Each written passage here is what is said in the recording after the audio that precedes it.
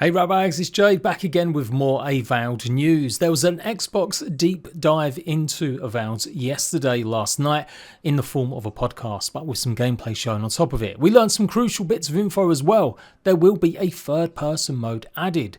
The game's director spoke with the presenters, and this was confirmed multiple times afterwards on Twitter. So yes, if you prefer the third person viewpoint, that's going to be something. I'm actually really impressed with the amount of gameplay we've seen. Definitely what I look forward to, actually how the game runs and what it looks like. So we explore a major town. They talk about the encampments where you'll be able to change or level up certain aspects. The more traditional aspects of an RPG that you might come to expect from Obsidian. And how different areas will require different tools or ways to progress. So let's cover some of them fine details. My name's JADE PG and I normally cover Grounded, but I'm definitely going to be covering AVOWED as we get closer to its release. So a lot of the area being shown off was the Emerald Stair region, lit up at night time by the bioluminescence of the mushrooms and fungi, looking really gorgeous as well. Again, I'm going to say I like the colour choices here. I like the fact it's a bit more vibrant. AVOWED is going to have a proper day and night cycle. We're pretty close to a town called Fjord, which is the enclave of animancers who study the science of souls, including the Dream Scourge plague sweeping the game's living lands. You might have missed yesterday's video from me talking about the leaked release date of the 14th of November and going over more details of the story. But yes, this is where we're going to be heading to maybe uncover more. In the footage as well, we come across one of our first companions, Yatzli, described as a lightning ball with a lot of personality that she can get a little risky. So we see some dialogue choices. You can see there's some icons there as well to choose, maybe quicker to understand about where this conversation might lead. But of course that might be dependent on what you've chosen in terms of attributes or character backgrounds, so that obviously you can unlock more different ways to talk. And it's kind of common as you would expect, but yes, you can change the outcome of these conversations and exactly what transpires. The footage has us go and collect some sort of godless vase and artifact of the people she studies, and then obviously we're going to be having a bit of combat. The director spoke about how the game is in its polishing stage. It's pretty much done and that's where they're at the moment, just refining and polishing everything up, including some of the feedback from the last trailer they showed off, where some people recognised or felt their combat wasn't responsive or maybe certain hit points didn't seem right. Well, they've worked a lot on that and it's definitely on show here in the trailer. They also spoke about the party camp feature. It's going to be basically your narrative hub where you'll be able to come along certain points and be able to upgrade. So you get to know your companions better, you can talk to them, find out their backstories, and I guess just like other things like maybe Normandy in Mass Effect. You'll be able to listen to different banter from your companions talking at these camps, as well as maybe even having arguments with each other about exactly how things have been going. But it will be a mechanical use. You're going to come here, as I said, to upgrade your party. You have a party stash where you can keep a lot of your extra equipment. And as you might expect, you're going to need to upgrade some of your gear to obviously really make progress in new areas. Enemies are going to be tougher. I didn't say it would be completely locked off until you hit a certain level. You certainly will have to put some time and effort into some of your gear so that you can handle the enemies that you're going to come across. So yeah, I'm down for this. It doesn't look too fussy. It makes sense if you're exploring a new land that you're not going to have a base to return to with your companions all the time. It could have been nice to have a bit more of a magical flourish. Maybe we could have sprung up some tents and stuff. But yeah, in terms of adventuring, it seems to be ideal for what you need. Now, you don't have to only use these to upgrade. You will be able to upgrade your own skills and abilities anywhere. And just like regular RPGs, you'll get to certain milestones, you'll get an attribute upgrade, and then on every level of milestone, you'll be able to get a new ability. So we've got might, constitution, dexterity, perception, intellect, and resolve.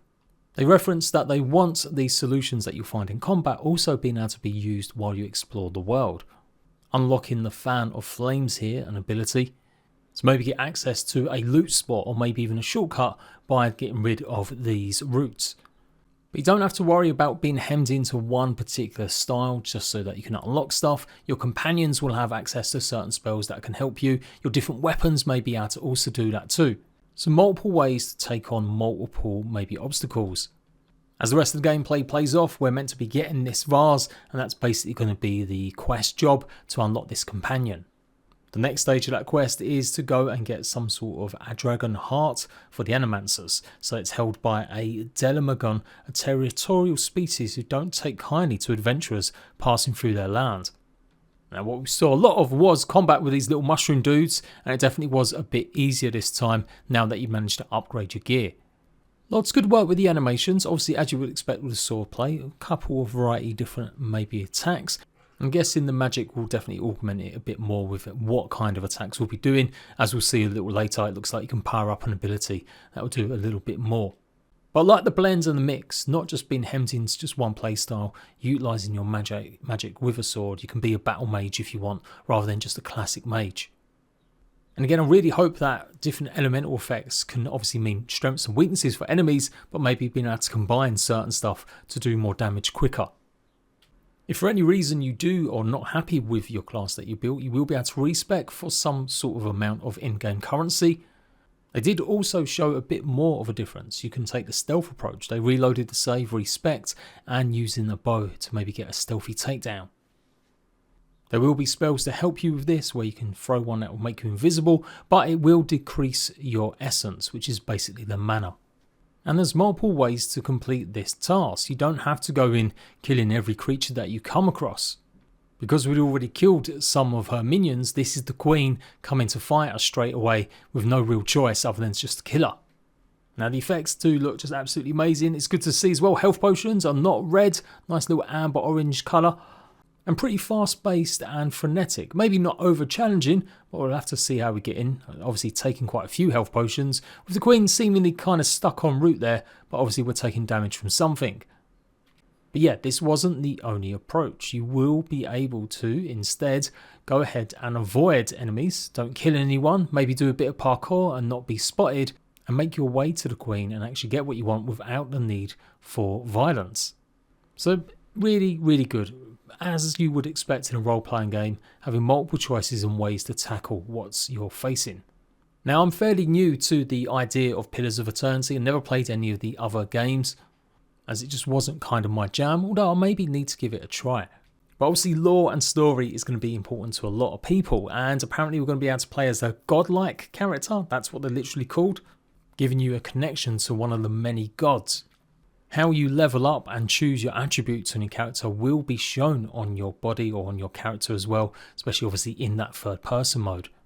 But you will see your character's face, and this is where it kind of transpires. You'll be able to edit this in your character creation area to have this weird mushroom lichen grow on your face. Yeah, I'm going to stick to my tattoos, I think. All in all, really good stuff. Really pleased to see they've added third person for people that really want it. The spells and effects and the way that you'll be able to customise your character is bog standard RPG, but I'm liking the look of it. It all looks relatively simple and easy to understand. And the freedom of choice to tackle different missions in different ways is definitely something I'm going to be leaning into in my guides and gameplay I'll be showing. So the minute that Avowed shows us anything or talks about anything, I'm going to be here with a news video alongside my grounded coverage and my more chill survival stuff. So I'll leave the link to this full podcast so you can hear the thoughts from the developers themselves, and I'll see you ratbags for more soon.